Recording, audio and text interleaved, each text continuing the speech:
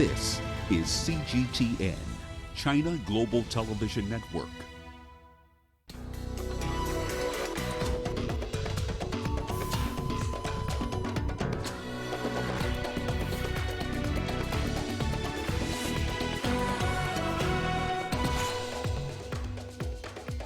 The latest on coronavirus as global death toll nears 200,000. France aims for 500,000 COVID-19 tests per day before the lifting of lockdowns next month. And Uganda containing COVID-19 so far, but malaria still killing an average of 16 Ugandans per day. Hello and welcome to Africa Live. As always, great to have you with us. I'm Richard Cyril Nta, live in Nairobi. And for those of you joining us from across the continent and around the globe, we thank you for joining us. Let's take a look at other stories making headlines this hour. A refugee from the DRC makes dolls to help her heal from her psychological wounds. And in sports, we look at how South African athletes are battling the mental toll of lockdown.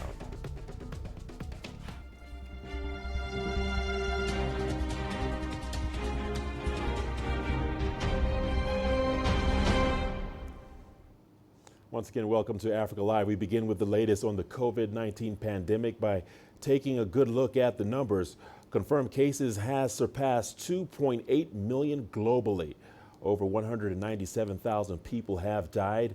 The U.S. recorded about 1,200 deaths on Friday, the lowest daily toll there in nearly 3 weeks. There are now more than 900,000 confirmed cases in the U.S., nearly a third of the global total. Nearly half of the cases worldwide are in Europe. Spain and Italy are the hardest hit, but the situation is getting better in both countries with the number of daily fatalities decreasing. In the UK, more than 20,000 people have died of the coronavirus in hospitals, the fifth country to pass that mark. Turkey is now in a hot spot. Its total infections are approaching 105,000. The Chinese mainland confirmed 12 new cases on Friday. 11 of them are people returning from abroad. Heilongjiang province reported one local transmission. France says it's aiming for at least 500,000 COVID-19 tests a week when it begins to lift lockdown restrictions next month. The country's health minister says the priority is to test everyone with symptoms and those they've had contact with. France plans to progressively relax the current rules and allow people to go out starting May 11th. Retail outlets will reopen and children will return to school. France has the world's fourth highest coronavirus death toll with 22,000 fatalities.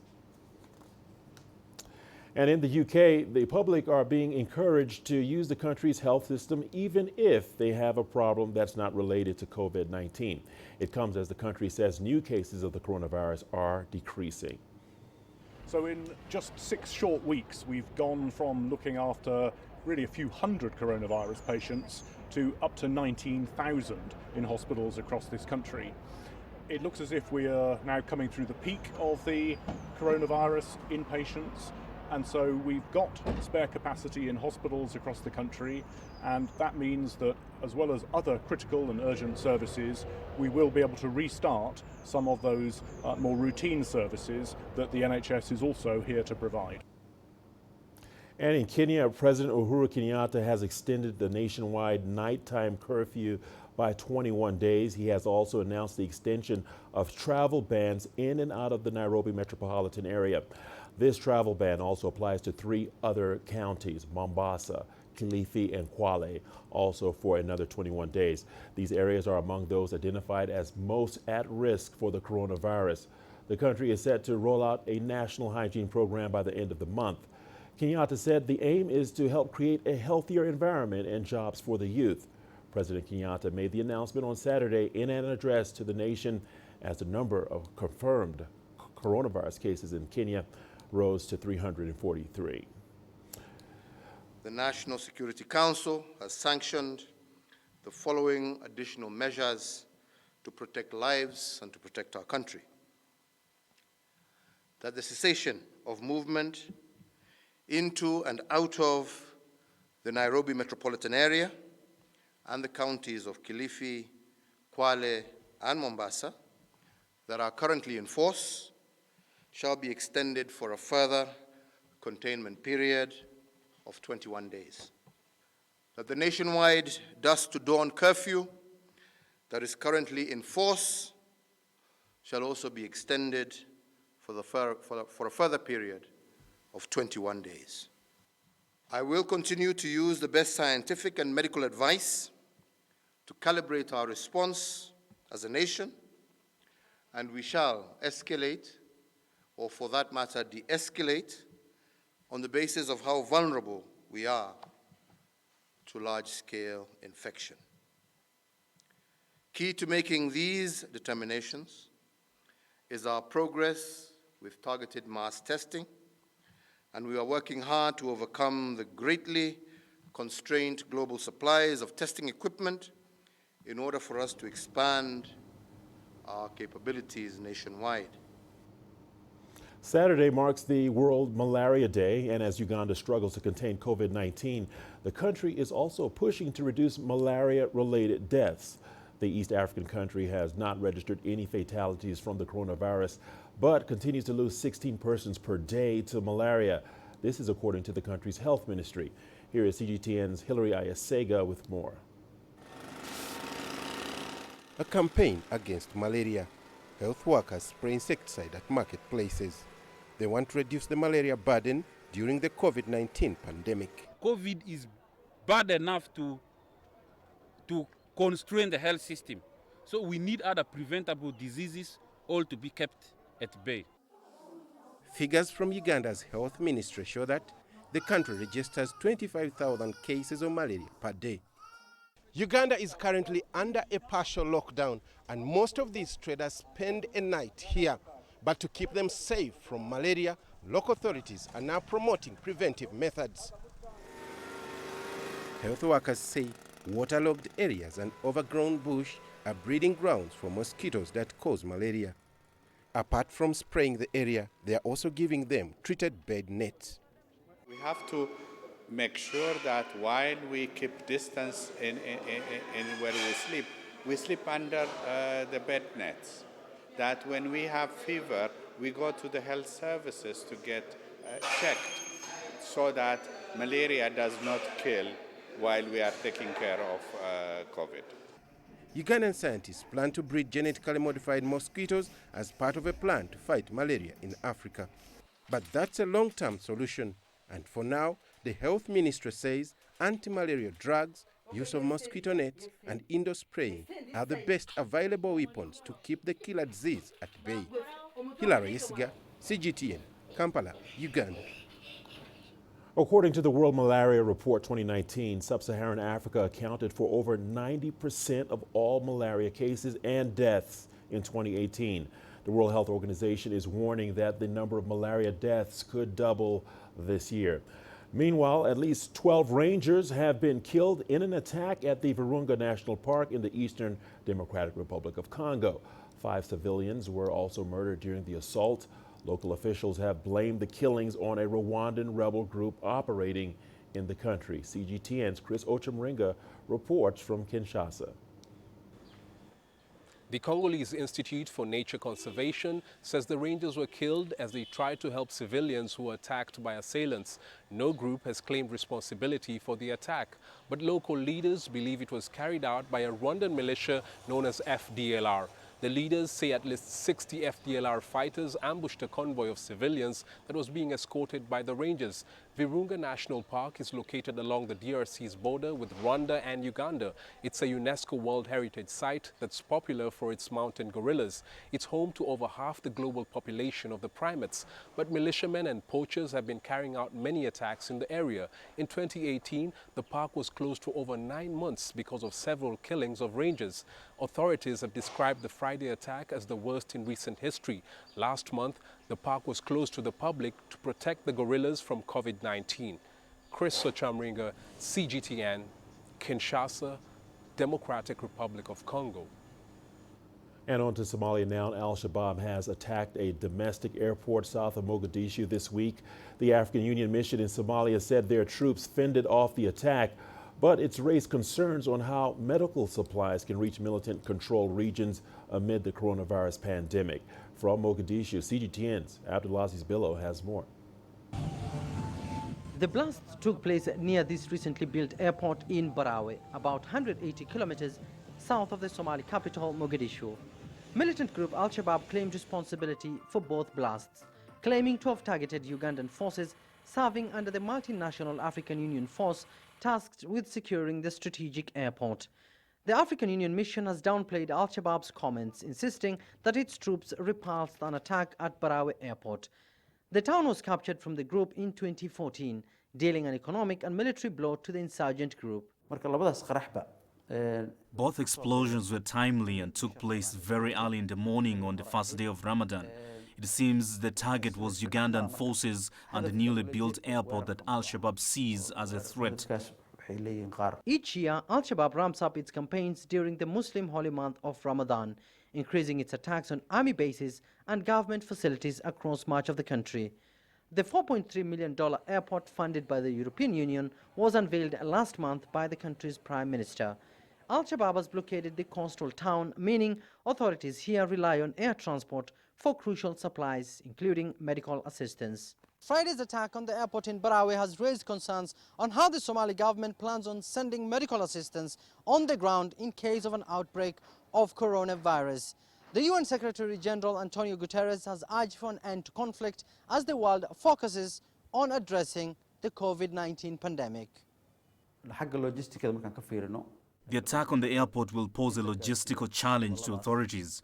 The government is now fighting COVID-19 and is distributing medical supplies to regions. Insecurity will likely hamper efforts to handle cases in areas outside major towns under the government. The country's army has in recent months pushed out the group from towns and villages in the lower Shabelle region, long regarded as the epicenter of the decade-long insurgency. Janale was the latest to be retaken from Al-Shabaab, with army commanders vowing to end the group's control of surrounding towns and villages and reopen key supply routes cut off for years. Abdulaziz Billo, CGTN, Mogadishu, Somalia. Our coverage continues on Africa Live. Here's a look at what's ahead. A refugee from the DRC makes dolls to help her heal from her psychological wounds. And a Chinese Tai Chi expert teaches internal martial arts skills to help South Africans boost their immunity. It has been dubbed as the world's worst health crisis in modern history. The coronavirus pandemic is threatening to rip apart Africa's social and economic fabric. Consider a risk are guided to a special facility where the entire flight get tested for COVID-19. CGTN shares the struggles, the pain, and the anguish as African economies are moving to triumph over COVID-19.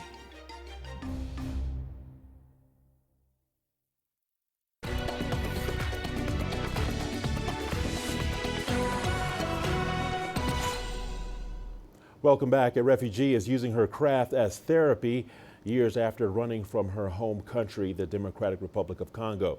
28-year-old Kituzi lives in Mozambique, where she makes dolls for a living. Let's take a look.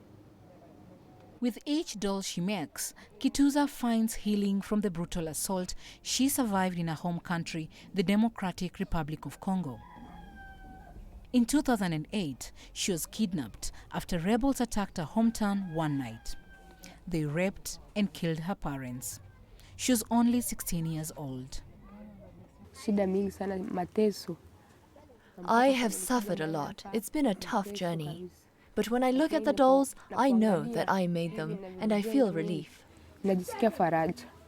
My hope is to continue making these dolls and make a living through this work. Kituza learned the art of making dolls at a local church group in a camp where she sought refuge. She makes the dolls from second-hand materials and a colorful African fabric. To me, these are like people. They are human. I give them features like eyes and ears, even earrings. They make children happy, and I love them too. The first time, I made only one. I took it to the Catholic church in the camp, and I showed it to a nun called Giovanna. She loved it so much that she made an order of 160 dolls. She took them to Italy and she paid me. Refugees' access to work and their ability to be self-reliant is a crucial element for this group. But it is not easy. Agencies like UNHCR are coming in to help manage and grow their businesses. I love this work. It's a part of me. I never went to school. Those who are educated are the ones who get jobs. For me, making these dolls helps me in the future, and that is why I do it with all my heart.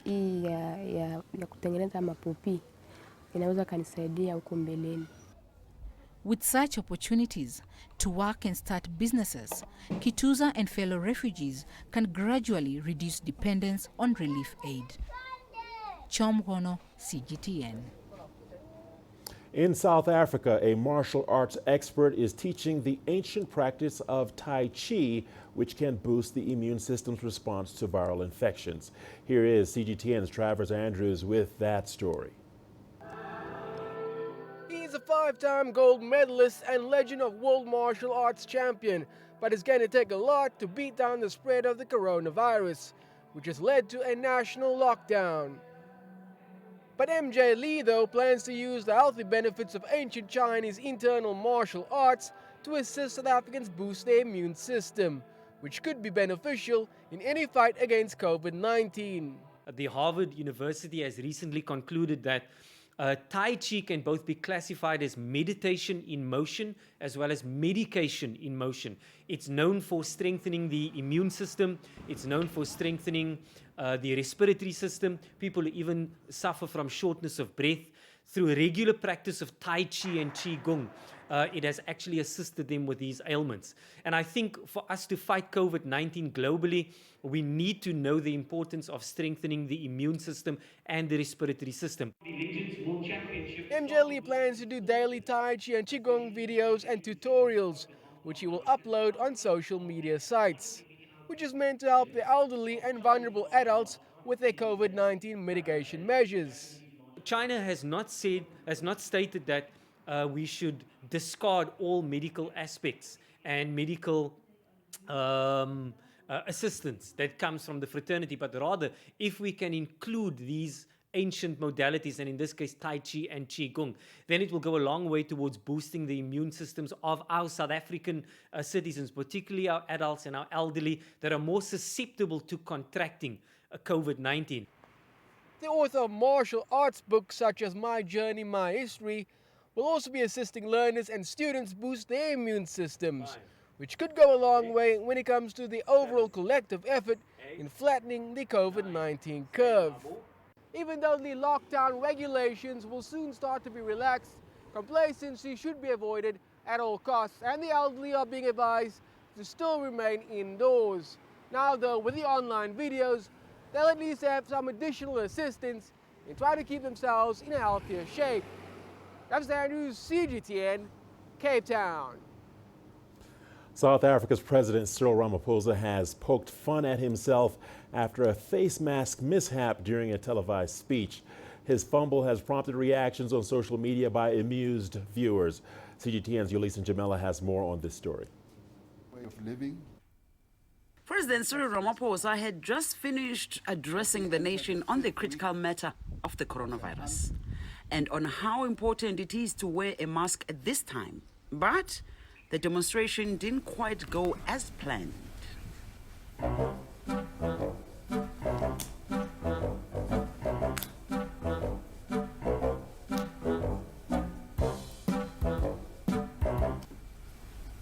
Even the translator was left dumbstruck.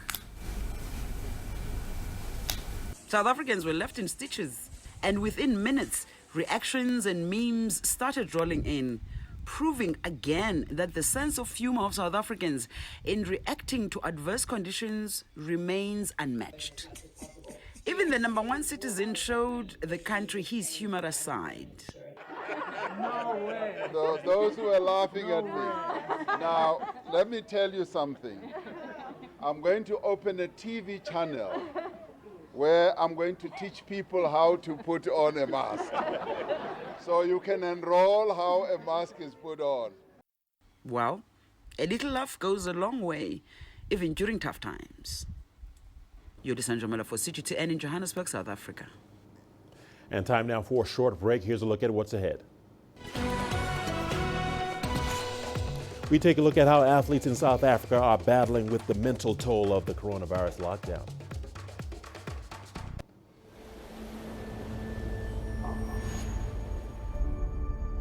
How would you create your legend? On the fields, on the tracks, in the arenas of Africa. Were you born to be a player? Could this moment be yours?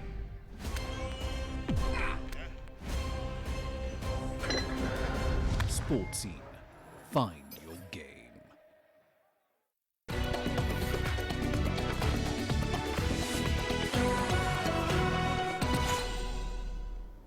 Welcome back. The coronavirus lockdown has been taking a mental toll on sportsmen and women around the world. Instead of being out at training facilities, fields, or in the gym, athletes are now confined to their homes under strict regulations. CGT and CS Duplessis takes a look at how they're coping mentally with lockdowns. A lot is made about mental toughness in sport, dealing with pressure situations in order to thrive at the highest level. And as a result, athletes turn to sports psychologists to help them work on their big match temperament. But these days, athletes face a different challenge due to the COVID-19 pandemic. They're going through difficult times, obviously difficult challenges, as we all are. But I think from an athlete mental point of view, an emotional point of view, I definitely think the closest we can compare it to is various stages of grief. And you know, a large part of our role and our jobs is to get them through that time and hopefully get them to a place of eventual acceptance. The effects of being confined to your home can lead to a lack of motivation, according to sports psychologist Sean Landsberg. And he maintains that there is a common misconception amongst athletes that they can't achieve much while in lockdown. During this time, there's tremendous opportunities for us to seize, especially not only getting rest, but being able to work on the mental components. Many of our athletes are at least dedicating half an hour a day to the mental component of their game. You know, potentially, as an example, using imagery exercises to play courses and to run races that they have potentially struggled at in the past, or in preparation for events that are coming up. Landsberg has urged athletes to find a way to adopt simple goals in order to shift their mindset to one that allows for introspection and growth, focusing on the future and not to dwell on the past. Another important thing that we can do is maintain structure throughout our day, set daily goals potentially for ourselves and achieving them daily. That'll provide some motivation for us. I think naturally that'll progress us and get us to a level of acceptance, a higher level of acceptance, which will neutralize our negative emotions, and eventually we could come out of this thing in a much more positive state. This is an unprecedented time not only for professional athletes, but indeed the world. However, with a positive mindset and shift in focus, athletes can endure their restrictions and emerge mentally stronger, rested and re-energized for when the world of sport resumes and puts up the sign that it's business as usual. CS Duplessis, CGTN, Johannesburg. Two of the greatest long-distance runners ever, Eliud Kipchoge